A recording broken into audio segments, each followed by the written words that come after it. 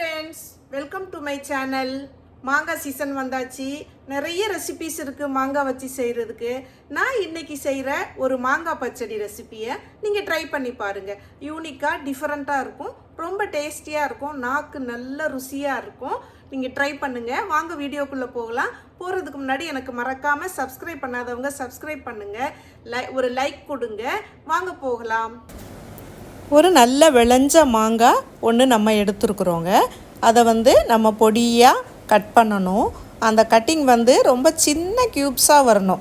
அப்போ தான் அந்த மசாலெலாம் ஏறி பிடிக்கும். ரொம்ப பெருசாக இல்லை. இதுக்கு அடுத்த ஸ்டேஜு இன்னும் நான் பொடியாக கட் பண்ணணும். இப்படி கட் பண்ணுற மாதிரி நீங்கள் பொடியாக கட் பண்ணி வச்சுக்கோங்க.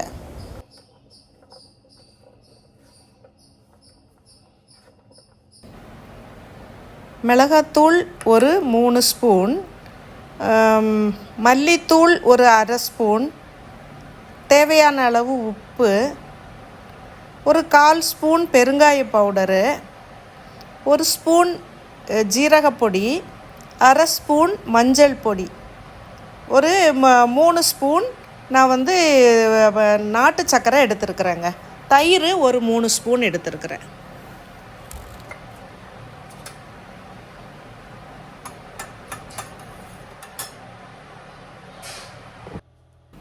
ஸ்டவ்வை பற்ற வச்சு ஒரு வாணலி வச்சுக்கோங்க. அதில் நம்ம ஒரு நல்ல தாராளமாக ஒரு 25 to 50 ml நல்லெண்ணெய் நம்ம சேர்த்துக்கோங்க.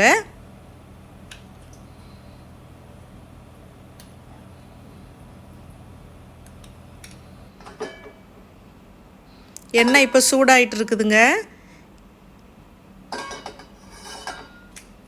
இதில் காஞ்ச மிளகா ஒரு 3 காஞ்ச மிளகா, 3 to 4 காஞ்ச மிளகா பிச்சு போட்டுட்டு, அடுத்தது ஒரு சின்ன ஸ்பூனில் கடுகு எடுத்து போடணும். கடுகு நல்லா வெடிக்கணும். வெடிக்கிறதுக்கு முன்னாடி அவசரப்படக்கூடாது. கடுகு வெடிக்கும் போது தான் அந்த ருசி நல்லா வரும். கடுகு நல்லா வெடிக்கணும். வெடித்த உடனே கருவேப்பிலை எடுத்து கருவேப்பிலையை நம்ம அதில் சேர்க்கணுங்க. கருவேப்பிலை சேர்க்கணும்.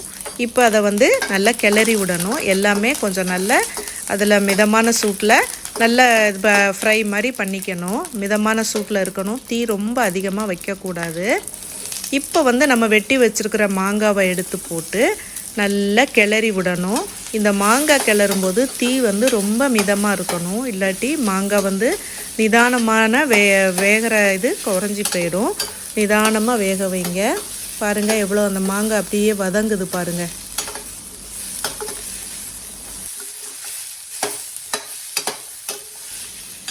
நல்லெண்ணெயில் மாங்காய் வதங்கும்போது அந்த ஒரு ஃப்ளேவர் அது ரொம்ப நமக்கு பிடிச்ச மாதிரி நல்ல ரிச் அரோமாவாக இருக்குங்க.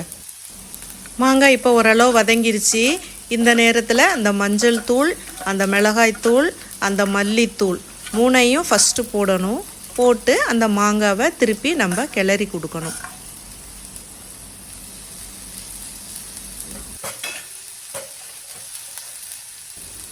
இந்த மாங்காய் ரெசிபி எல்லா வகையான சாதத்துக்கும் ரொம்ப ரொம்ப பொருத்தமாக இருக்குங்க. சாம்பார் சாதம், ரச சாதம், தயிர் சாதம், கலவை சாதம், வெஜிடபிள் ரைஸு எதுக்குனாலும் இது ரொம்ப ருசியாக இருக்கும். வெறும் வாயில் சாப்பிடவும் நல்லாயிருக்கும்.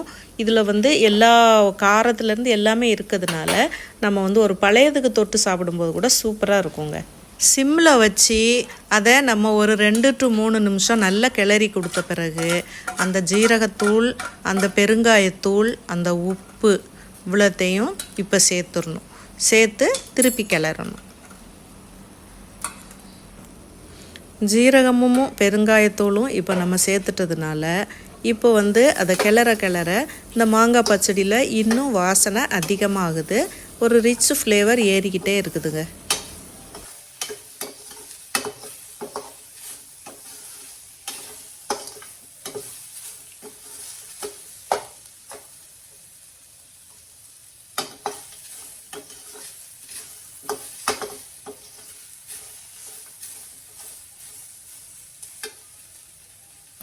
ஒரு 2 to 3 minutes நம்ம அது மாதிரி கிளறி கொடுக்கணும். நல்லா கிளறின பிறகு நம்ம என்ன பண்ணோம்னா, நம்ம நாட்டு வெல்லம் ஆல்ரெடி பவுடர் இது எடுத்து வச்சுருக்குறோம்.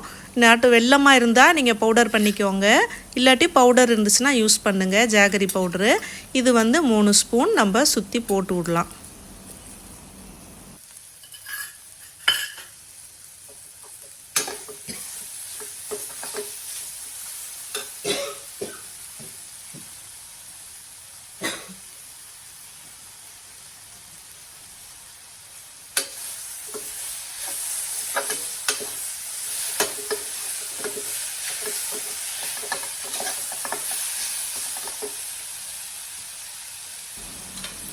மிதமான தீயில கிளறிக்கிட்டே நம்ம வந்து ஏற்கனவே எடுத்து வச்சுருக்கிற தயிர், கெட்டி தயிர் யூஸ் பண்ணணும்.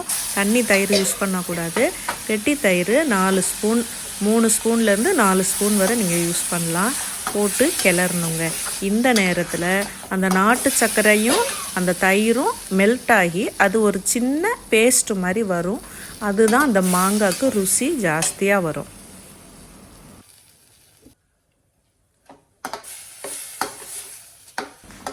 ஒரு 3 மினிட்ஸ் இப்படியே மெதுவாக ஸ்லோவாக கிளறி கொடுத்துட்டு நீங்கள் வந்து பார்க்கும்போது பாருங்கள் எப்படி ட்ரையாக இருந்தது, எப்படி ஒரு கன்சிஸ்டண்ட்டாக நல்லா வந்திருக்கு.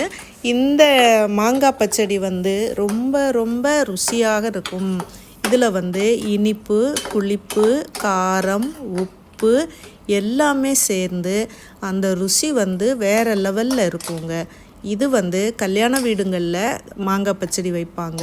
இது ஒரு நாகர்கோயில் ஸ்டைல் ரெசிபின்னு சொல்லலாம். இது வந்து எல்லாருக்குமே பிடிச்ச விஷயம். மாங்காய்னா எல்லாருக்குமே பிடிக்கும். நீங்களும் உங்கள் வீட்டில் இதை ட்ரை பண்ணி பாருங்கள். ஒரு டிஃப்ரெண்ட்டான ரெசிபி இது. நிச்சயமாக உங்களுக்கு பிடிக்கும். செஞ்சுட்டு எனக்கு கமெண்டில் சொல்லுங்கள்.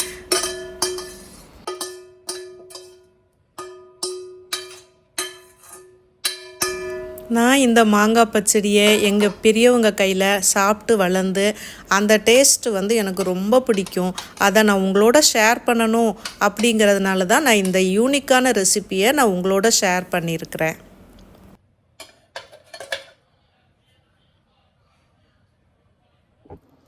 என்னுடைய வீடியோ பதிவு உங்களுக்கு பிடிச்சிருக்கும்னு நினைக்கிறேன். இந்த வித்தியாசமான மாங்காய் பச்சடியை செஞ்சு பாருங்கள். இது ரொம்ப ருசியாக இருக்கும். நல்ல டேங்கியாகவும் அது இனிப்பும் புளிப்பு எல்லாம் சேர்ந்து செம்மையாக இருக்கும். நீங்கள் செஞ்சு பார்த்துட்டு எனக்கு கமெண்டில் சொல்லுங்கள். எனக்கு மறக்காமல் சப்ஸ்கிரைப் பண்ணுறவங்க சப்ஸ்கிரைப் பண்ணிவிட்டு ஒரு லைக் பட்டனை அழுத்திக்கோங்க. என்னுடைய அதர் வீடியோஸையும் நீங்கள் பாருங்கள். இது ஏற்கனவே இது மாதிரி நார்த்தங்காய் பச்சடி நான் போட்டிருக்கிறேன். பாருங்கள், ஒன்னொன்னையும் செஞ்சு பார்த்து நீங்கள் வந்து அதை வித்தியாசமாக வீட்டில் ட்ரை பண்ணுங்கள். தேங்க்ஸ் ஃபார் வாட்சிங்.